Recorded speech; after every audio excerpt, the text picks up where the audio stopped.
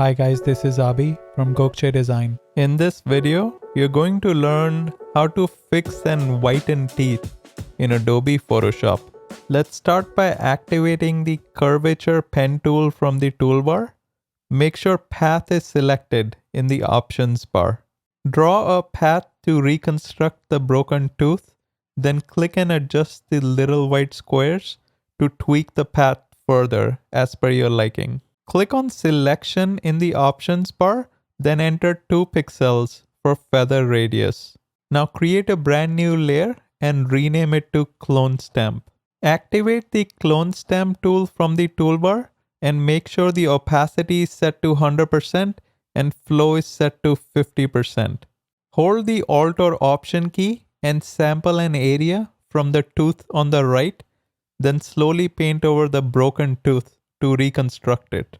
Feel free to resample multiple times using the Alt or Option key to ensure that the tooth on the left looks similar to the one on the right. Use Ctrl or Command D shortcut to deselect the current selection. Hold Command Option and Shift keys and press E to create a stamped copy of all visible layers. Right-click and convert to Smart Object so we can apply a filter. Go to the Filter menu and choose Liquify. Activate the Freeze tool from the toolbar. Now slowly paint over the areas outside the 2 center teeth on the top. Next, activate the Forward Warp tool from the toolbar. Gently nudge the bottom edge of the right tooth to smoothen it out a bit. Now slowly nudge the bottom edge of the left tooth so it's not as smooth. When done, click OK to exit the Liquify tool. Bring in a hue saturation adjustment layer, then select yellows from the color dropdown.